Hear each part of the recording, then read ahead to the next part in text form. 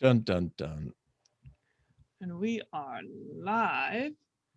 Welcome back to The Change Physician. I am Melissa Cady with my co-host, Dr. Kevin Cuccaro. And if you're seeing this on another page, such as my Challenge Doctor page, this is originally from The Change Physician. If you want to learn more about The Change Physician podcast and community, you can go to thechangephysician.com. And today is our weekly Monday motivations. So for February 8th, and we talked last week about some things we're motivated to do. Did you want to tap into that, Kevin? Into what I think we repeated similar to what we did the week Yeah, we before, did. which was Because which it's is the fine, process. But that kind of aligns with if you're motivated to do something consistently over time, that's where real change occurs, right? That's right. And so we were talking more of a physical mindset, and I think you were increasing higher intensity. I've got this more kind of strength-based thing that I'm doing. I'm still doing it, still motivated to do it. Really enjoying it. Actually motivated this week. I'm changing some of the little. This is a kettlebell thing, which everybody uses. Kettlebells, they're kind of funky, but it's great. And so that's my motivation again this week. I just want to focus on getting strong, and sounds kind of silly, and this also reminds me to this other thing about complexity, right? Because I was thinking about sales and marketing, and Mike Wooming had me on his podcast, and we had talked about sales and marketing and things. And there's all this complex stuff. Like, people love to sell complexity. People love to buy complexity, and it's like the most useless junk most of the time. Like, it's like, there's all these forums on this and fire and that or whatever, and there's people like, well, I don't know, how am I supposed to balance my portfolio? It's like, make it simple. Like, the amount of difference in a 3-fund portfolio versus a 2-fund portfolio versus something else is such a minimal. Like, think about if you're going to spend 25 hours of your time to figure out 2 different funds versus going what Warren Buffett would say was just choose the best index funds, your overall stock market funds, and you save those 25 hours, which is simple, but you can't really sell it. I don't know. Anyway, so I like these simple things. That's my little rant on the Monday motivations. Is the best things in life are relatively simple, and you do them over time, and that's where change occurs. Yes, and I absolutely agree.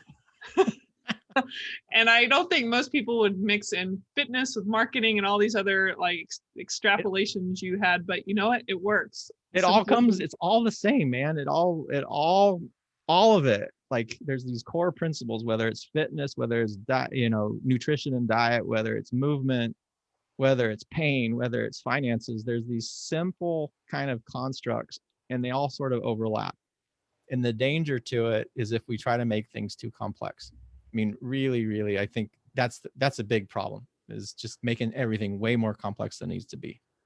Yeah, I think you're demonstrating that this week, your Monday motivations is to actually prove consistency based on similar kinds of motivations. I'll have to say that I didn't horribly fail with my effort to take some, increase my intensity over the past week, but I did have a hiccup, and this is what life is all about. Sometimes things don't go as smoothly as planned. I did have my second Moderna vaccine last Tuesday.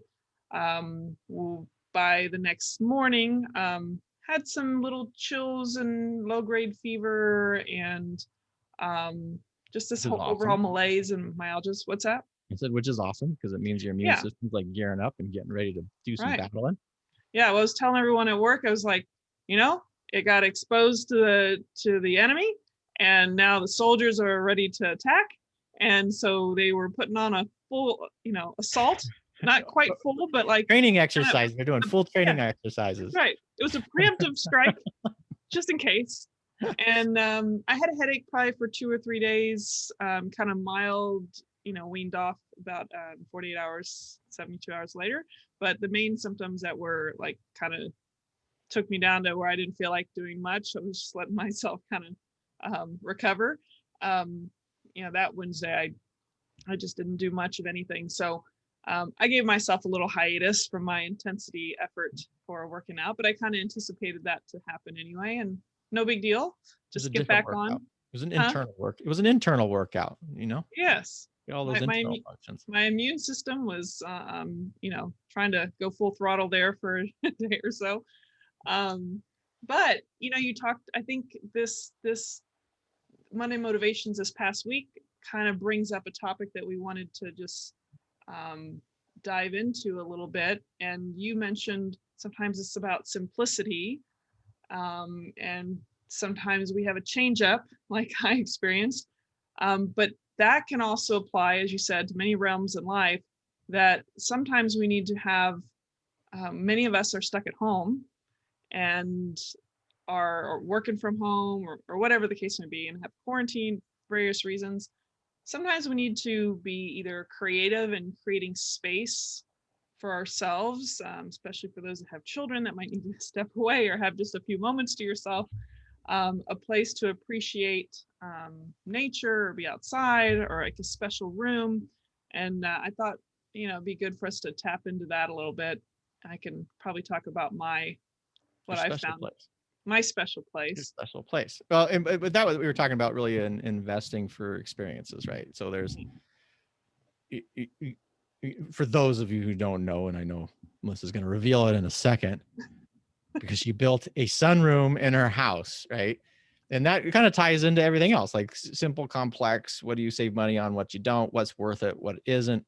And that space, having a space like that, or investing money in something that will continue to generate positive experiences over time. Mhm. That's simple, it's consistent, and promotes positive change, right? So it kind of fits everything in that model. So, and that led to this to a brief pre-live discussion where we were talking about the pandemic here and the importance of creating these experiences, positive experiences over time in our home lives, right? And there is a huge opportunity. I know we've been almost a year at this, and we probably we should have done this at the beginning, I guess. But there's this really huge opportunity for us to start really thinking about what our home environments should be like. How are we going to construct them in a way that facilitate like this positive place that you want to be, rather than feeling that you have to escape it all the time? Mhm. Why do you have to? There's people, oh, I can't go out to eat. Well, why is it that you feel like you have to go out and eat? And what about reframing that as an opportunity of, well, maybe I've always wanted to learn to cook, or maybe I didn't, but maybe my grandmother had a recipe, then here's my opportunity where I can learn to make it for myself. Mhm. you know if you like wine, I guarantee you that the wine that you buy for yourself is a lot cheaper to drink in your house than going out someplace else and buying it with their Absolutely. 150 to 300% markup. But really focusing on these positive experiences and centering it on in our home, because I guess pre-pandemic, when people was driving around and having these commutes and things, and the home was just a place that, I don't know, you maybe ran in and saw your kids or whatever, maybe you slept a little bit, but then you ran out again. And really they should be, we're spending, even pre-pandemic, we spent so much time in our homes sleeping and getting ready to do whatever, and now we're spending a vast majority of our time in our homes. So how can we design those spaces in a better way Mhm. that you wake up into, that you can sit in, that you're comfortable with, that you're happy in? Yeah. So what's your favorite space or time or experience that you create to give yourself sanity? I don't have one. You don't? I need more. Right now I have a lot of pain in my house. It's like Well, we all have a portion of that, I'm sure. uh, no, it's cluttered, man. It's our house is so cluttered. Yeah. Well, I totally get it. Um, Yeah. it's one thing if you live by yourself and don't have to contend with other people, live in the same space, share the same space, different, approaches to the household and whatnot. I think many of us get that. Well, one thing, I have positive expectations on this, right? So my kids are both high school age. They're both at home, and I just remember growing up. So it was my sister and me and my mother, and our house had a tendency to be pretty cluttered. I remember, she's gonna kill me for saying this, but our dining room had so much stuff on it. We ate most of the time on our living room floor, and and we watch TV as a family and eat like whatever we're eating. We just would eat Yeah. in the living room, and it was great. Like, Mom, if you're watching this, you shouldn't be embarrassed. It was wonderful. We have lots of good stories about it. but we had a lot. It was a very cluttered thing, Yeah. right? Yeah. And once we left, and someone, my sister was older than me, she left, and then once I left, and then I don't know what happened to my mom. She went nuts. It's like she started redoing everything, and she updated her house, and now it's like spotless. Like when we go to visit, which we obviously haven't done because of the pandemic, you're like afraid to touch anything. It's like, and I'm like, what happened here? But I always remember that because in the back of my mind, I'm like, I'm gonna be really sad when my kids leave. Like, it's gonna be super, super traumatic because I just absolutely love having them around. But man, maybe the house won't be so cluttered anymore. It's like, Yeah. You know what? Pros and cons. But although they're they're probably not the major ones. But anyway, it's yeah. yeah. So you don't have a space. Well, I'll just make a plug for, you talk about there's so I have a many. chair. Actually, I'm gonna change that. I have a chair. Oh, there you go. So I have a safe chair, and it's I will sit in this chair, which was my grandfather's chair, which was actually Earl Stanley Oh. Gardner's, who was the author of Perry Mason's chair, who was my Mm. grandfather's really good friend. And so I have this massive, big rocking chair, wood rocking chair, and it's sitting under this lamp. And that's my, I guess if I had to pick anything, that's my space. Because when I sit in that chair, Mm-hmm. there's history. Plus, Nice. it's just awesome chair. It's like so cool. You just sit in it. You get a big old chair. You got your light. You could do some reading there. It's really comfortable. So Yeah. I look around, and as long as I don't look across the room and see all the other stuff everywhere, it's pretty good. Yeah. But Yeah. I feel like there's a you talked about experiences, creating your experience, and I think just to kind of think about life, what it is about your life, you feel from in that dash, so to speak. Um, it's all about experiences and memories. And so when I think about the choices we make and trying to create different experiences, I was a little hesitant, initially with creating the sunroom. It's pandemic, all this stuff. But there are always ways for them to entice you to, don't pay for it up front. Let's, you can have a year before you have to start paying anything. So I'm like, it's really something I would love to have something. I love being outside, but I can't stand having bugs like swarming around me like wasps or bees. I mean, I love seeing them, but I don't really want them near me where they could sting me. And yes, I've been stung. makes sense. I Yeah. don't think many people like that. Ooh, I No. love stinging bees surrounding me and landing on Yeah. my face. Yeah. So it's like I get the best of both worlds. So I have pure light coming through, and I feel like I'm in nature. I can open the windows. I can, hear the birds. I can hear the owls. I can hear, even at night, like super cool. I'll see some foxes walking around our sunroom, which they've gotten very comfortable. Very comfortable little chair that does massage stuff that I've not really ever used since a friend of mine, a nurse, and I had gotten, and some special deal at a conference, and hadn't really utilized it well. But it's like now this little space is an area where I have full control of how I want it to be designed and what is in there, and tidy, and Yeah. yeah, Clutter-free. like it feels like kind of like just a beautiful space and very inviting. And it's not just, I think about, for me, like I'm really looking forward to post-pandemic. For those that mistake saying we're post-pandemic, I don't know what world you're living in, but I don't see anything really fully getting back to normal till next year. I think it's gonna be a slow going return. But anyway, I'm looking forward to next year being an amazing opportunity to just create experiences and that space where it's not just about me and some serenity and whatnot, but it's also about engaging with other people and making a nice space for other people to enjoy too. So there's so many other levels and layers of why I think that space feels so amazing to me. And I love gardening. So that's another thing. I mean, I'm not a pro, but I like to be a little adventurous and try things and just see how they go. And so Can you see your garden from your sunroom? Uh-huh. And see, that's even better, because then you can Yeah. go out and garden, and then you can actually watch it grow. Well, yeah, well, there's a lot of weeds in my yard that, like, I'm looking forward to this year planting a whole bunch of stuff that's beautiful. I'm actually gonna order stuff online. Oh, So if anyone has great ideas where to order, Brex is one of them, Breck, and the garden something. I have to look that one up. But I wanted to find some really just, I love a little evergreen, but then some sprouts of color for the spring and summer. But I love functional gardening stuff. Like I like to produce food, and it's really cool to just clip your own arugula and your own, dill, and like your own, cilantro. And yeah, so I've got herbs. Those do pretty well. So are you anyway, doing container gardening or like square foot gardening I, or? I do a little bit of all of it. So I've got those portable elevated ones. I've done the 4x4s. I've got just the regular ground. I've got little pots. I've got hanging pots. So I try a few things. I kind of gave up on tomatoes. They require so much water, and when it's 100-something degrees here in Austin, it's just too much work.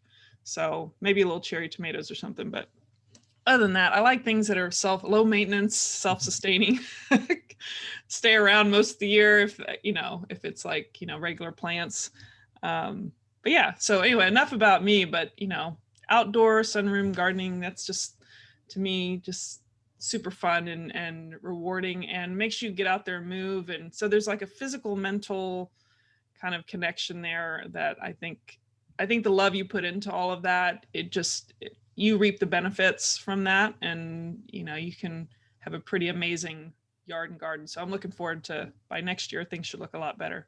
Yeah, you do need to have a longer term attention. That's for sure. That's always been the challenge for me, is it always started off strong and then the persistence was never there. Like I built the raised beds in San Diego, and we had one summer we had a lot of food.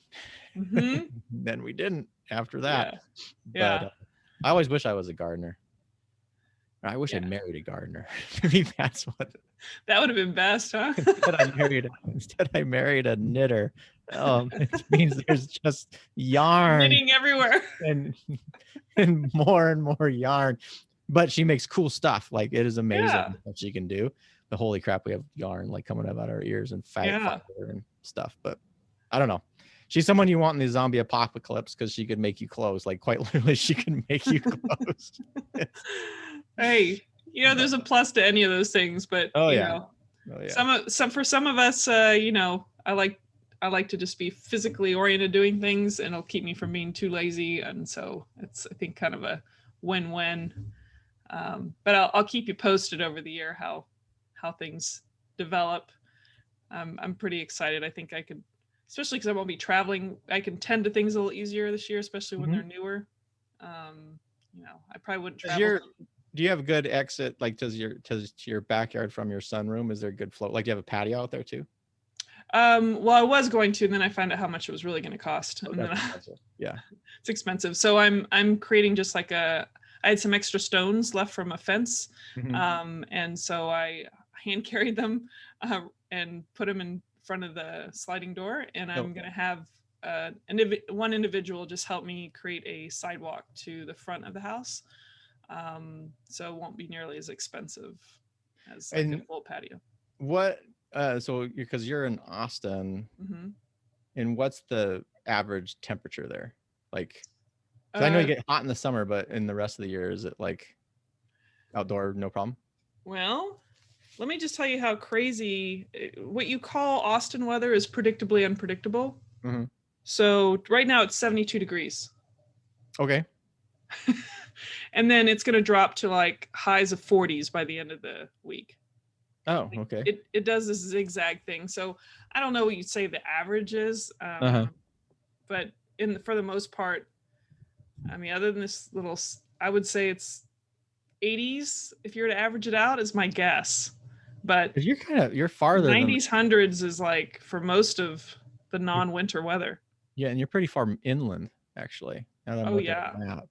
That'll cause some inconsistency. Because I was thinking, because when we lived in San Diego, one of the things that we did talk about space. We had redone our entire backyard, and that was a space that I just absolutely adored. Like, talk about a safe space, in a pleasant space, an experiential place. But because San Diego weather is so, I don't want to say necessarily predictable, but it's pretty steady. And so what that allowed us to do is we we were out there all the time. Like I did a lot of grilling and cooking, and we would have people over, and we'd have a lot of, gatherings on this back patio. And it was this really the center point, but it flowed. Like our kitchen flowed directly out onto this patio. And I definitely miss that. I wish our house here had something like that.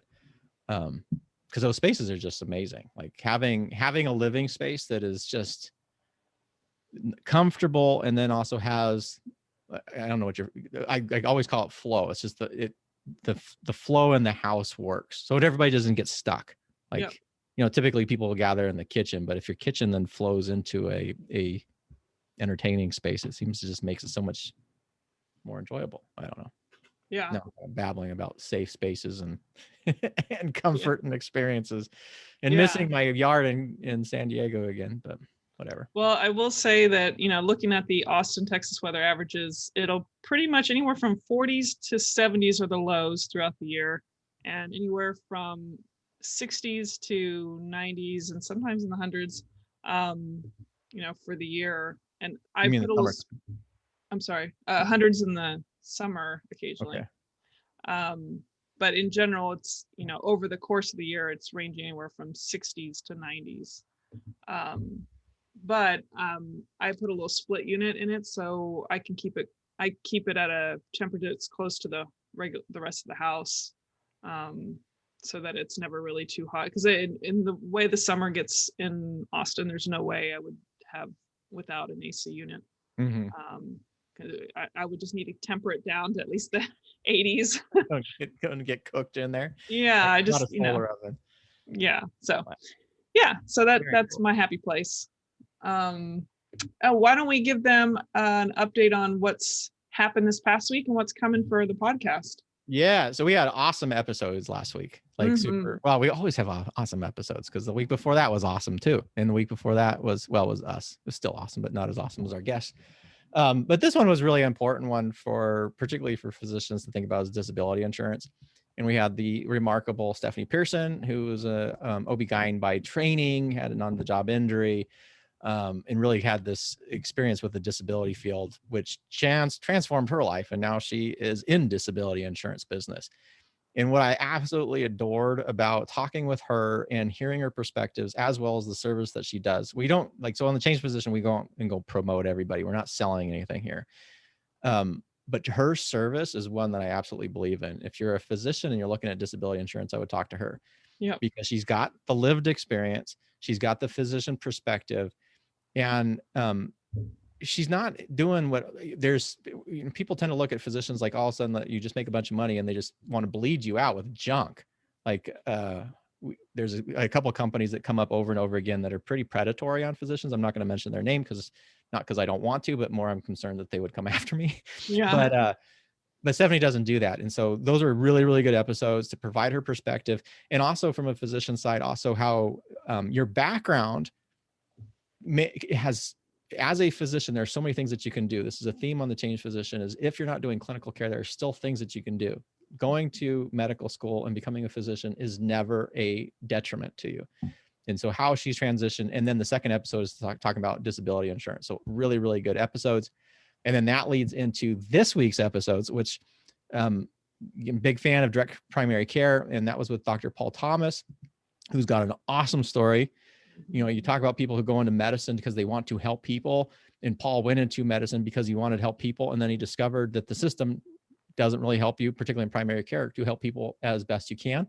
So he started his direct primary care first year out of residency, if I'm remembering correctly. I think he was doing urgent care or some locums work, and opened his direct primary care practice. Has been remarkably successful with Plum Health in serving some people will talk about direct primary care is, they think it's concierge care, which is a really expensive model. It's not true. And he built this clinic actually in an underserved area of Detroit to serve a specific population of people that he knew did not have access to quality care. And he brings it in a way that he can now practice, and his staff can practice in a way that they're providing positive value and they're not beholden to these insurance companies.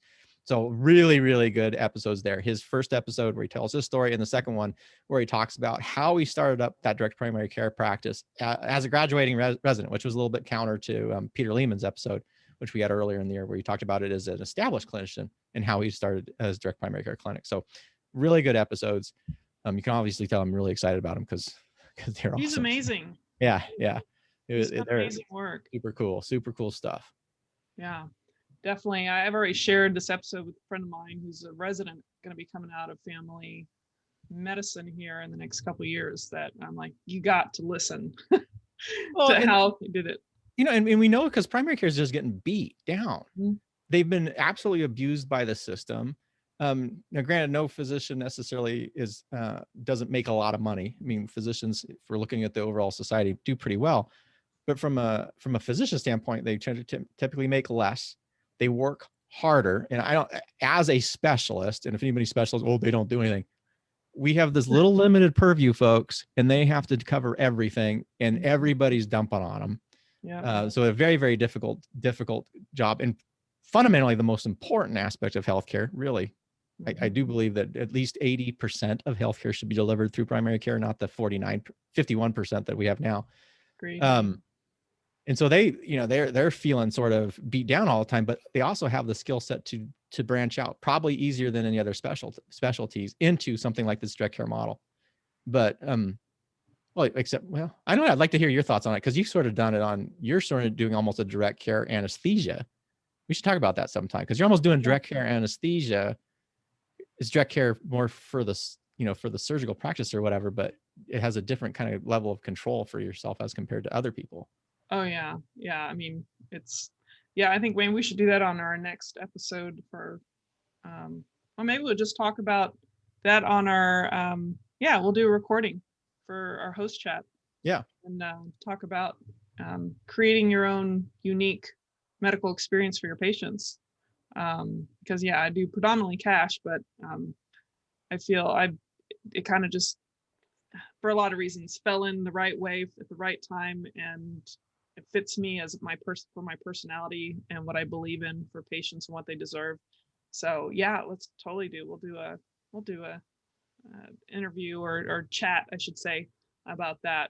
That'll probably come out in the next few weeks if we do that. So you can look forward to that one. Very cool. All right. Well, on that note, as far as the plans, our motivation for the upcoming week, we already talked about. We covered all sorts of stuff on this Monday motivation, our personal experiences, growing experiences. Yeah, we're all over the place. Well, good. Well, then I'll take us out unless there's anything else you need to say. Take us out, Captain. All right. Well, again, I'm Melissa Cady with my co-host, Dr. Kevin Cuccaro, for our traditional 2021 weekly Monday Motivations. And thank you for joining us today. And feel free, if there's anything that you're curious about and would like to hear more about, or just maybe have some ideas, or even perhaps maybe a guest you think has a unique story, we're willing to hear you out. We won't guarantee we're going to interview, but we're willing to check those out and maybe bring them into our podcast if it makes sense. But we would love to have you as part of the community. Make sure to check out the changephysician.com. And if you've checked out our podcast, or when you listen to it, feel free to rate and review, or give any comments you'd like, and we'd love to read those. So until next Monday Motivations, we will see you later. See you, folks.